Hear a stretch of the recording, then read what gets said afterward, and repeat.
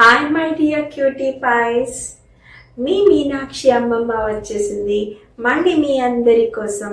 మీ అందరూ మీ మీనాక్షి అమ్మమ్మతో, మీ మీనాక్షి అమ్మమ్మ మీ అందరితో. ఓకే, చాలా రోజులు అయిపోయింది కదా.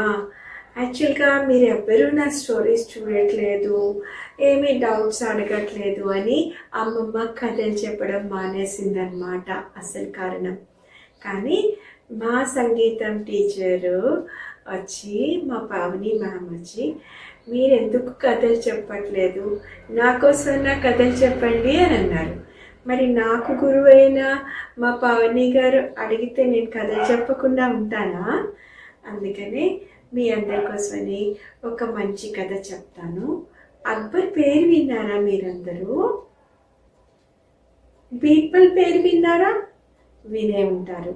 మీ క్లాస్ పుస్తకాల్లో ఉంటాయి, బయట మీరు కొనుక్కున్న కథల పుస్తకాల్లో కూడా ఉంటాయి. కానీ మీరు తెలుగులో చదవడం నేర్చుకోండి. ఇంగ్లీష్లో ఉంటాయి, హిందీలో ఉంటాయి, తెలుగులో ఉంటాయి. ఇంగ్లీష్ ఎలాగో మనకి బాగా వచ్చేస్తుంది. హిందీ సరిగ్గా రాదు, తెలుగు రాదు. తెలుగు నేర్చుకోండి. ఎక్కడికి వెళ్ళినా మన మదర్ టంగ్ని మనం మర్చిపోకూడదు. తెలుగులో అక్బర్, బీర్బల్ కథలు అనే పుస్తకాలు కొనుక్కొని చదవండి. ఇప్పుడు నేను చెప్తున్న ఈ అక్బర్, బీర్బల్ కథలు కల్పితం కాదు, ఎవరు క్రియేట్ చేయలేదు. అవి నిజంగా జరిగిన కథల్ని చెప్పారనమాట. అయితే ఎవరి అక్బర్? ఆయన ఒక మొఘల్ మహారాజు, మన భారతదేశాన్ని పరిపాలించిన మొఘల్ మహారాజు. మరి ఎవరి బీర్బల్? బీర్బల్ అక్బర్ ఆస్థానంలో, అంటే అతని సభలో ఉండే 9 రత్నాలలో ఒక రత్నం. అక్బర్కి బీర్బల్ అంటే చాలా ఇష్టం. ఎందుకని ఇష్టం? ఎందుకంటే బీర్బల్ చాలా అంటే చాలా చాలా తెలివైన వాడు, చాలా హాస్యంతో కూడిన మనిషి. ఎంతటి క్లిష్ట పరిస్థితిలో అయినా నవ్వుతూ నవ్విస్తూ ఆ ప్రాబ్లంని సాల్వ్ చేయగలదన్నమాట. ఎవరు? బీర్బల్. ఎవరి దగ్గర ఉంటాడు ఈ బీర్బల్? అక్బర్ ఆస్థానంలో ఉంటాడు. మరి ఎవరి అక్బర్? మొఘల్ చక్రవర్తి. మన భారతదేశాన్ని 16th సెంచరీ అంటే 16వ శతాబ్దంలో పరిపాలించారు. ఇప్పుడు మనం కథలోకి వెళ్ళిపోదామా? అయితే ఒకరోజు, అంటే అక్బర్కి ఎప్పుడు అలవాటు అని చెప్పాను కదా, ఏదో ఒక డౌట్ తీసుకొచ్చేసి అడుగుతూ ఉంటారు. ఎవరిని? బీర్బల్ని. ఏమని అడిగారంటే ఆ రోజు సభలో, ఏదైనా ఒక మనిషి ఒక వృత్తిలోకి వెళ్ళాడు అంటే అతని స్వభావాన్ని బట్టే ఆ వృత్తిని ఎంచుకుంటాడు. వృత్తి అంటే జాబ్. ఏం చేస్తున్నాడు? ఇప్పుడు కొంతమందికి చాలా దైవభక్తి ఉంటుంది, శ్లోకాలు అన్నీ చెప్పేయగలరు, వేదాలు వర్ణించగలరు. అంత మాత్రం చేత వాళ్ళు ప్రతి ఒక్కరు గుడిలో పూజారి అయిపోలేరు కదా. వాళ్ళు ఏ సాఫ్ట్వేర్ ఇంజనీర్ అవ్వచ్చు, ఏ డాక్టర్ అవ్వచ్చు కదా. అలా ఏదైనా వృత్తిలోకి వెళ్ళచ్చు. వృత్తిని బట్టి మనిషి స్వభావాన్ని ఎప్పుడూ మనము పరిగణించకూడదు. ఇక్కడ నేను చెప్పబోయే కథలో అక్బర్ అడిగారు ఎవరిని? బీర్బల్ని. తన స్వభావాన్ని బట్టి వృత్తిని ఎంచుకుంటారు మనిషి అని అంటే, కాదు మహాప్రభు అని చెప్పి, అంటే నాకు నిరూపించు అంటారు అక్బర్. అంటే సరే, రేపు మన ఇద్దరం మారువేషంలో బయలుదేరి మన రాజ్యంలో తిరుగుదాము, మీకు చూపిస్తాను వివరంగా అని చెప్తారు బీర్బల్. ఇద్దరు మరుసటి రోజు మారువేషాలు వేసుకుంటే రాజులాగా, మంత్రిలాగా, సలహా ఏ వేషం లేదు, పిచ్చి బట్టలు వేసుకుని వెళ్తారు. వెళ్ళి ఒక మిఠాయి కొట్టు ఉంటుంది, స్వీట్ షాప్. మిఠాయి కొట్టులో ఎన్ని తినుబండారు ఉంటాయి, అమ్మి నోరుతుందా? అన్ని స్వీట్స్ ఉంటాయి, హాట్ ఉంటుంది, చాలా వెరైటీస్ ఉంటాయి. అతని దగ్గరికి వెళ్తాడు బీర్బల్. అయ్యా, మేము బాటసార్లు అంటే అలా రోడ్డు మీద తిరుగుతూ ఒక ఊరు నుంచి ఇంకొక ఊరికి వెళ్ళేవాళ్ళు అనమాట. మేము బాటసార్లము, మాకు తినడానికి మేము దారి మధ్యలో వస్తుంటే దొంగలు మా సొమ్ములన్నీ దోచేసుకున్నారు, మా దగ్గర 1 రూపాయి కూడా లేదు, మాకు తినడానికి ఏమన్నా కొంచెం పెట్టు బాబు అని చాలా దీనంగా అడుగుతాడు. ఎవరు? బీర్బల్. అడిగితే ఆ మిఠాయి కొట్టు ఆయన ఏమంటాడు? అన్ని స్వీట్స్ పెట్టుకున్నాడు అతని దగ్గర. తీయనైన మిఠాయిలు, మధురమైన మిఠాయిలు. కానీ ఎల్లెళ్ళు ఇప్పుడేంటి మంచి గిరాకీ వచ్చే సమయం ఇది, అందరూ వస్తారు. మీలాంటి వాళ్ళు నా షాప్ ముందు నిల్చుంటే ఎవరు నా షాప్కి రారు, పొండి వెళ్ళిపోండి వెళ్ళిపోండి అనేసి మెడ పట్టుకొని గెంటేస్తాడు. పాపం కదా.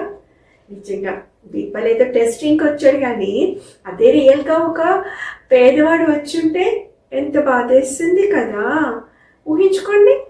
సరే, అక్కడి నుంచి వాళ్ళు అలా నడుచుకుంటూ ముందుకు వెళ్తూ ఉంటే బండల్ని అంటే స్టోన్స్ని కొట్టే ఒక అతను మేస్త్రి కనిపిస్తాడనమాట. మేస్త్రి అంటే మన ఇంట్లో సిమెంట్ వర్క్స్ అవన్నీ చేస్తారు, గోడలు కొట్టేసి అలాంటి పనులు చేసే వాళ్ళు ఉంటారు కదా. అంటే మనిషి చాలా రఫ్ అండ్ టఫ్ కదా, కఠినంగా ఉండే మనిషి. అతని దగ్గరికి వెళ్తారు. అతని దగ్గరికి వెళ్ళి అయ్యా సేమ్ స్టోరీ అనమాట, ముందు జరిగింది. మేము బాటసార్లము, మేము వస్తూ ఉంటే మా దగ్గరున్న సొమ్ములన్నీ దొంగలు కొట్టేసుకుని వెళ్ళిపోయారు. మా దగ్గర ఏమీ లేదు, ఇప్పుడు కొంచెం మాకు కొద్దిగా ఆహారం పెట్టరా, ఆకలిస్తుంది అని అడిగితే వెంటనే ఆ మేస్త్రి జాలిపడి తన ఇంటికి తీసుకెళ్ళి తన భార్యకి చెప్తాడనమాట. ఏమని, పాపం వీళ్ళ దగ్గర ఇలా అంట మనకు ఉన్నదానిలోనే మనం వాళ్ళకి ఆహారం పెడతాము, కొంచెం వండి పెట్టు అని అంటాడు. ఆ భార్య కూడా చాలా మంచి భార్య అనమాట, చాలా సౌమ్యంగా ఉండే ఇల్లాలు. ఆమె కూడా అన్నము, కూర, పులుసు, పచ్చడి, పప్పు అన్నీ వండి కమ్మగా వేడివేడిగా వాళ్ళిద్దరికి, అంటే ఇంటికి వెళ్ళగానే వాడు కాళ్ళు కడుక్కోవడానికి నీళ్ళు ఇస్తాడు ఆ మేస్త్రి అతను. కాళ్ళు చేతులు కడుక్కున్నాక లోపల మంచిగా ఆసనం వేసి కూర్చోబెట్టి వాళ్ళకి మంచిగా ఆహారం పెడతారనమాట. భార్య భర్తలు ఇద్దరు కలిసి వాళ్ళు తృప్తిగా తిన్న తర్వాత మళ్ళీ వాళ్ళు వెళ్ళిపోతారు కదా. మీరు వెళ్తున్నప్పుడు మీ దగ్గర డబ్బులు లేవన్నారు కదా అని తన దగ్గర ఉన్న కొన్ని అంటే స్వీట్స్, కొన్ని మిఠాయిలు అవి అతని దగ్గర ఒక మూటలాగా కట్టి బీర్బల్ చేతికి ఇస్తే వాళ్ళు చాలా ఆనందంగా వెళ్ళిపోతారు. వెళ్ళిన తర్వాత బీర్బల్ చెప్తాడు అక్బర్తో, ఇప్పుడు మీరు గమనించారా, ఆ మిఠాయి కొట్టతను ఎంతో మధురమైన మిఠాయిలు అమ్ముతున్నాడు, కానీ అతని మనసు మాత్రం మధురంగా లేదు. అతను చాలా కఠినంగా మనతో ప్రవర్తించి మనల్ని మెడపెట్టి అక్కడి నుంచి గెంటేశాడు. అతని వృత్తి మధురమైన మిఠాయిలు అమ్మడం, కానీ స్వభావం చాలా కఠినంగా ఉంది. అలాగే ఇతనున్నాడు, బండలు కొట్టడం అంటే చాలా కఠినమైన పని. అంత కఠినమైన పని చేస్తున్నా కూడా, అది అతని వృత్తి అయినా కూడా అతని మనసు ఎంత సున్నితంగా ఉంది. మనము మన కష్టాన్ని చెప్పుకోగానే అతను ఏం చేశాడు, ఆహారం పెట్టాడు, వాళ్ళని చాలా మంచిగా ఆదరించాడు కదా. సో వృత్తిని బట్టి మనిషి స్వభావాన్ని, అతని వృత్తి స్వభావం అనేది వేరే వేరు. స్వభావాన్ని బట్టి వృత్తిని ఎంచుకోరు. ఏ పని అయితే వాళ్ళు చేయగలుగుతారో ఆ పనే చేస్తారు. కానీ నా మనసు చాలా మధురమైంది కాబట్టి నేను మిఠాయిలు అమ్ముతాను అని అన్నాడు. నేను చాలా స్ట్రాంగు కాబట్టి నేను బండలే కొడతాను కాదు మహారాజా, మనిషి స్వభావం వేరు, వృత్తి వేరు అని చెప్తారు. అప్పుడు మహారాజ్ గారు తెలుసు, ఆయనేమి తెలివి లేని వారు కాదు, కానీ ఏ విధంగా తనిచ్చిన దానికి పరిష్కారము బీర్బల్ ఎంత బాగా ఇవ్వగలదో తెలుసుకుందామని ఈ పరీక్ష పెట్టారనమాట మహారాజు గారు. సో తర్వాత ఆ బండలు కొట్టే అతనికి బోల్డ్ అంత డబ్బు, బంగారం అన్నీ ఇచ్చి సత్కరిస్తారు. సో బాగుందాయి కదా. మరి సబ్స్క్రైబ్ చేసేసుకోండి, లైక్ చేయండి, మీ ఫ్రెండ్స్కి షేర్ చేసుకోండి.